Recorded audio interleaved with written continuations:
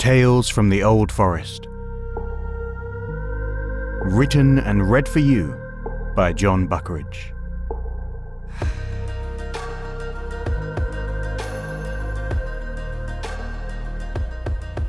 Chapter 7. The Need to Be Understood.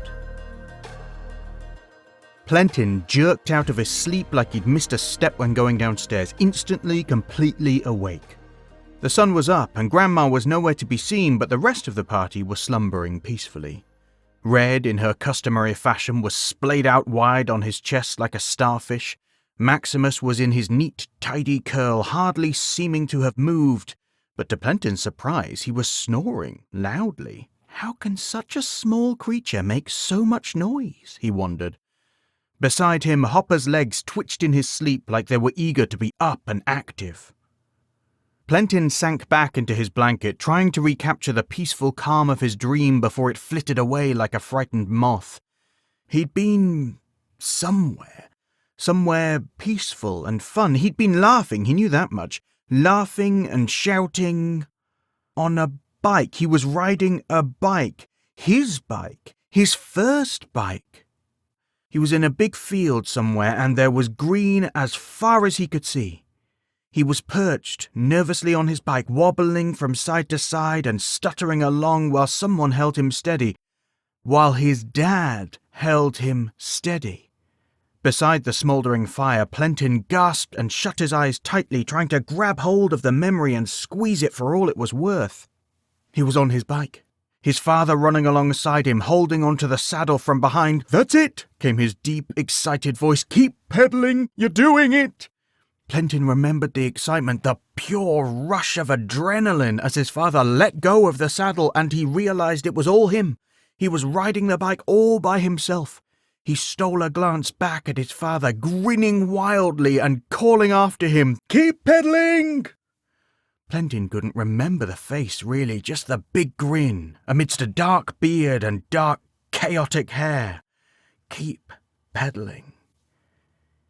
He hadn't, though. He remembered that now. He'd been caught up so much in looking back at his dad that he'd not looked where he was going. He took his eyes from the path before him, the bike starting to wobble. He looked back again, nervously, his legs forgetting to move, and suddenly he was on the floor. He remembered it so well now. He'd cut his leg and still had a small scar there. How had he possibly forgotten that before? Still, despite the fall, despite the cut, Plentyn held it as a precious and happy memory, his father's voice echoing back down the years. "Keep pedaling." "Morning!" came Grandma's voice, singing through the forest towards them. Plentyn's eyes flew open, and for a moment he felt a white-hot flash of anger that Grandma had broken the moment and stolen the memory from him. He took a deep breath and checked back through his mind. There was the memory, safe and sound, his to hold on to forever. As quick as it had come, the anger left, and Plentyn joined the rest of the camp in coming awake. Over breakfast, he told the group about the memory he'd rediscovered excitedly. He had to spend a long time explaining to Red and Maximus what a bike was and why humans used them, while Grandma looked on amused. Hopper seemed more familiar with the concept, but it didn't seem to be the bike that interested him anyway. "That is a precious moment," he said enthusiastically. "There's nothing quite like a lesson you pass on to your Joeys." He went quiet, clearly reviewing a memory of his own, and Plentyn was struck by the fact that Hopper hadn't been talking about learning from his father, but about being a father. "Hopper," he asked hesitantly, "do you have kids? Joeys? Do you have Joeys?" There was a long silence where Hopper looked down. When he replied, the sending seemed thin and distant, from a long way off. "Yeah, mate," came the reply. "Yeah, I do." His tone was so strange and Hopper seemed so different that Plentyn didn't want to pursue the subject. Fortunately, at that moment, Grandma's voice came swooping down to fill the silence. "Right, my wild and motley wanderers, it's time we were off," the old woman said, standing to her feet. "We've not so far to travel today, but it's an undertaking nonetheless, for today we shall meet with the lions. Now gather up, Spit Spot, there's a good bunch." They clambered to their feet while she henpecked them into order, and off they marched together.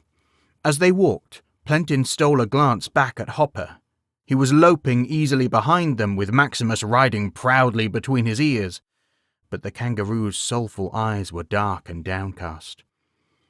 Plentyn tried to think of a new subject to discuss and hunted the caverns of his mind for something to bring up. As happens to practically anyone when they desperately need to think of a subject, though, his brain was completely bare of topics. It's a universal truth you can test for yourself. All you have to do is ask someone to tell you a joke, or sing you a song, and watch the look of sheer panic cross their faces. Every joke they've ever heard and every song they've ever sung flees their memory like bats at the sunrise. So it was with Plentyn, as any topic, even marginally interesting, disappeared from his brain. In his desperation to say anything, he struck out at a question that had been gnawing at the back of his mind since the day before. "Grandma?" he asked, drawing out the R sound. "Yes," she replied, extending the word in mimicry of his own tone.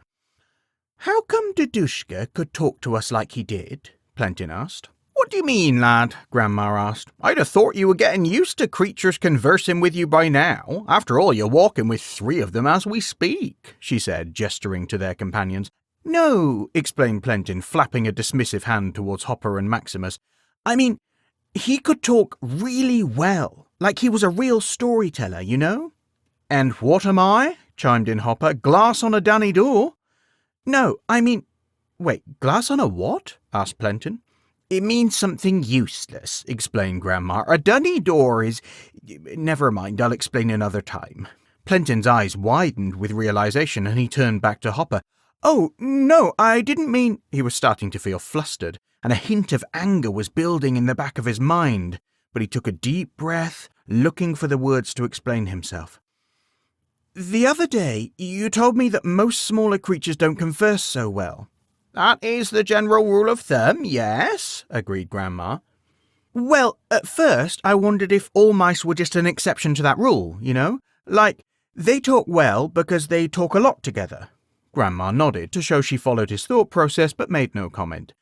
"But then when we met Maximus, he wasn't very—" He faltered slightly, glancing at the mouse. "I mean, he was more—" He struggled again. "It was a bit more like talking with Red, is what I'm trying to say." He shot another glance towards Maximus, but the small mouse didn't seem to have reacted. "I see what you're driving at," said Grandma with a wry grin. "So, I guess my question is, how was Dedushka able to talk so differently to all the rest of mouse kind? Is he special somehow? Are there more like him? Why don't they all learn if it's clearly possible?" "Goodness me," said Grandma. 3 questions. A cryptic triptych." She laughed at her own joke. "I'll take one question at a time, though, if it's all the same for you, before you get carried away quizzing me like a sphinx."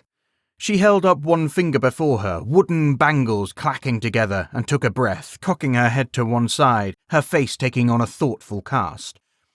"Firstly, you're not too far off when you suggest that Dedushka is in some way special," she began. "While it is a rule of thumb that smaller and younger creatures are less gifted with sendings, in every species there will be one exception to that rule.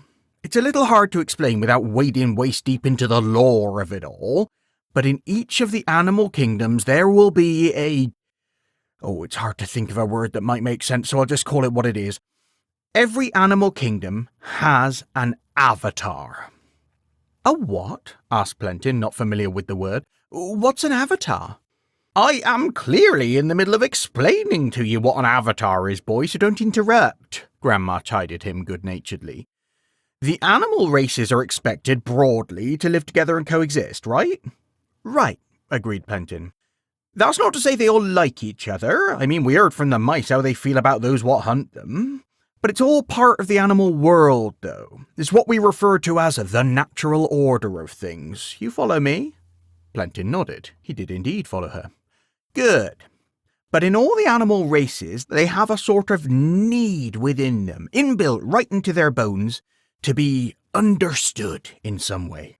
To have a voice what can speak for them, can remember their stories, can pass them on to the next generations, and can teach them what it is to be the best version of themselves. So somehow, and don't ask me how, because it's well beyond my knowing, in each animal race, there seems to rise up an avatar. One creature, and it is only ever one, who isn't bound by the normal restrictions of the species and can learn and grow and speak for their people. Dedushka is that for the mice. Plentyn gawped at her, taken aback. So he's like, what, the mouse god? He asked, wondering if he should have bowed. The mouse god? Laughed Grandma.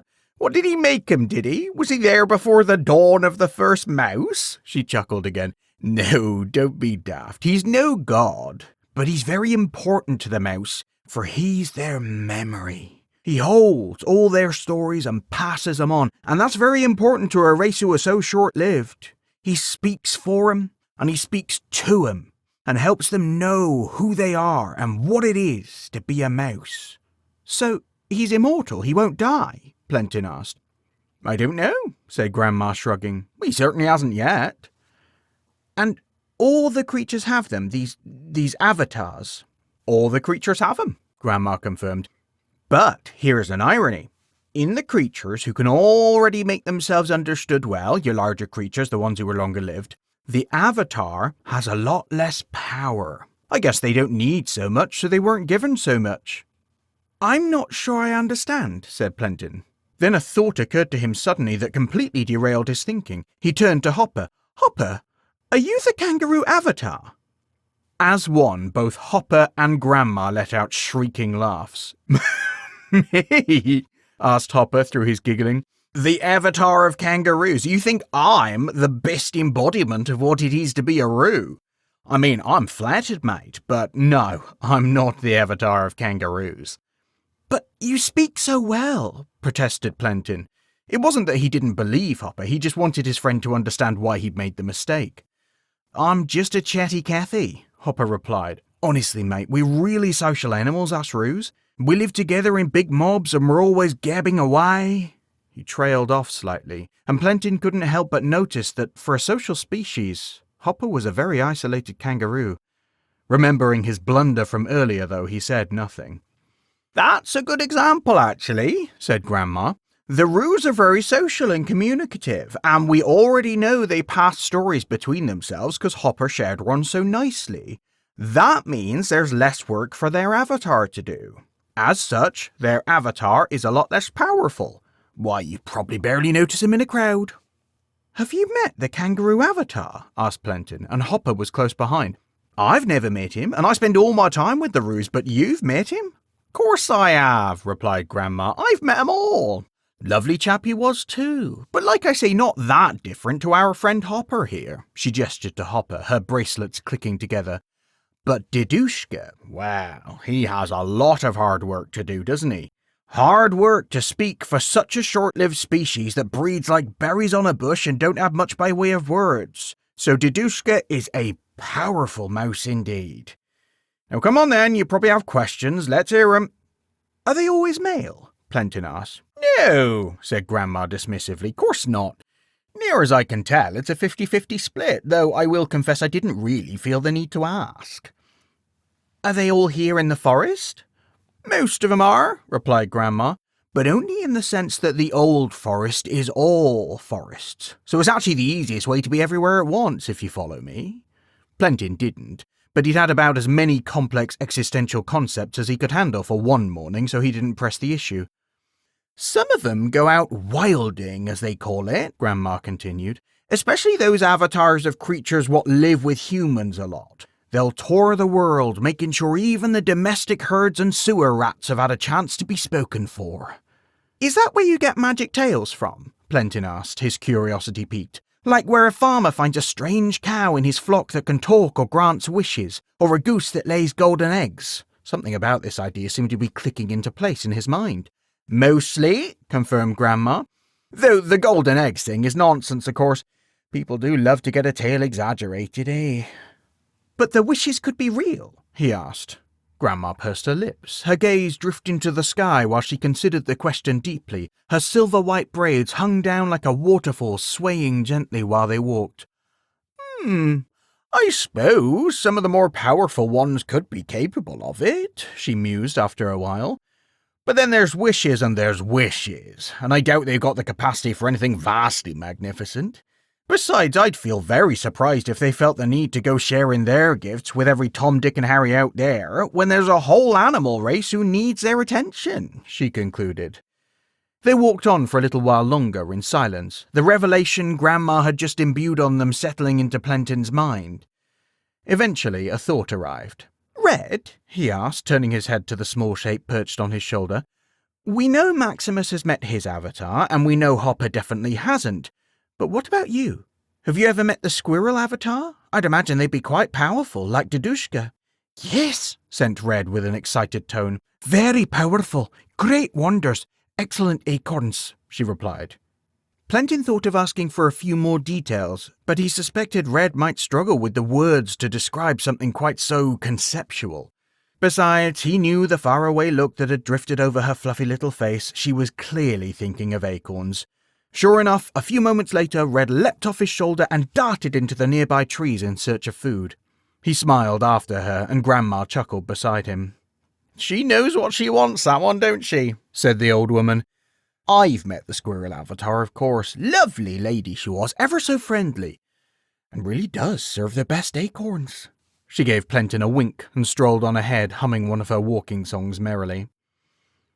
After a little while longer, the sun not quite at its peak above them, Grandma paused and called them together. They were on the edge of a tree line where the forest opened up into one of the many plains it sheltered.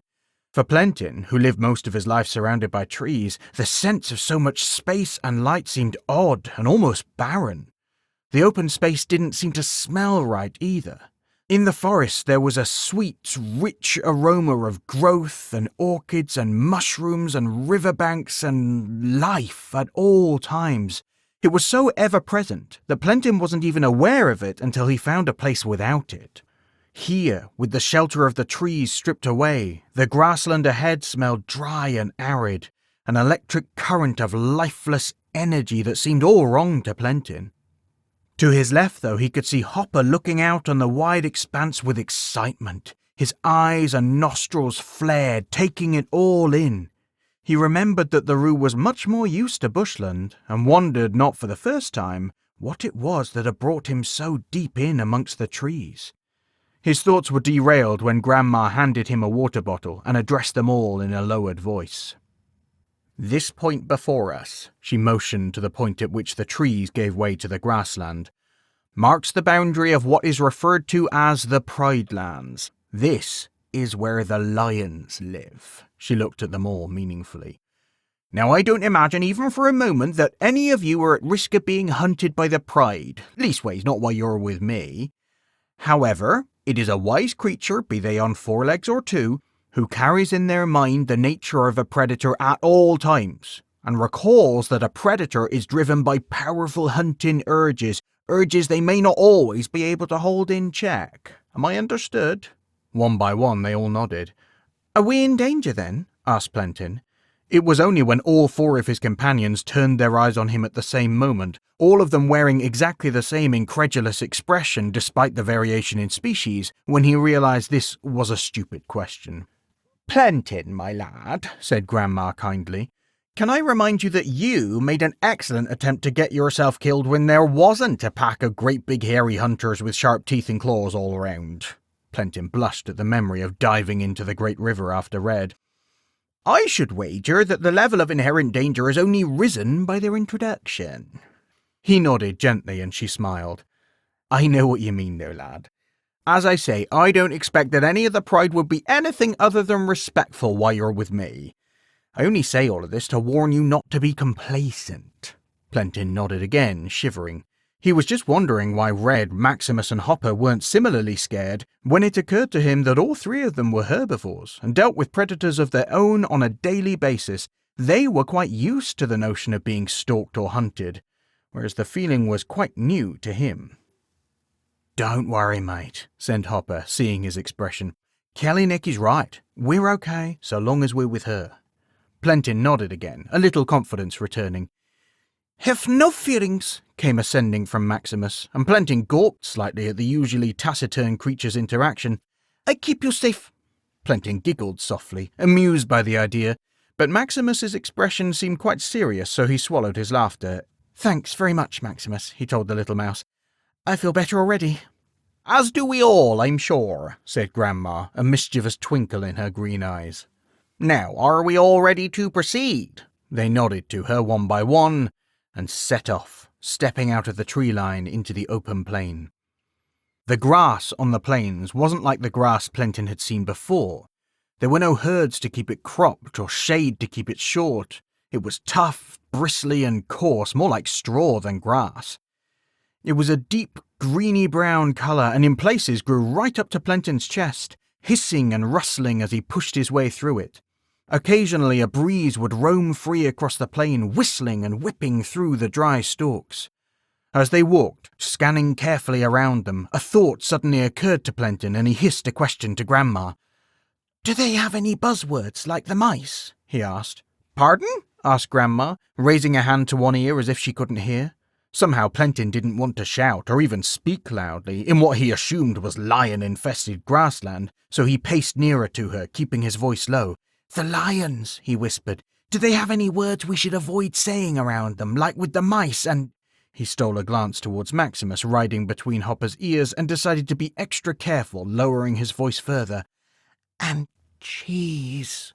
Grandma looked at him confused. "The mice and bees?" she asked. "Mice and bees get on well enough, as it happens. Surprisingly similar mindsets, you see." "No," replied Plentyn, flapping his hand at her in frustration. "I mean the mice and—" He looked at Maximus again. "Cheese." "A spell," sent Maximus, not bothering to look at him. "Matt's Emilia plays with you." Plentyn looked at the small figure, a dismissive stare drifting onto his face. "Look, I don't think—" He drifted off when from the corner of his eye he noticed Grandma was smirking to herself. He rounded on her. "You are playing with me," he accused her. "I tell you," said Maximus smugly. Grandma grinned broadly. "I could hear you the whole time," she crowed, chuckling. "You should have seen your face." She laughed again, then sighed softly as she spoke. "No, lad, there is no foodstuffs you need to refrain from mentioning around the lions. They're carnivores, you see," she went on. "The only man-made foodstuff they tend to eat is mankind itself." Finished quite a different voice. Ascending. A rich, slow tone that seemed to enjoy the joke, and Plentyn hoped it was a joke, a little too much.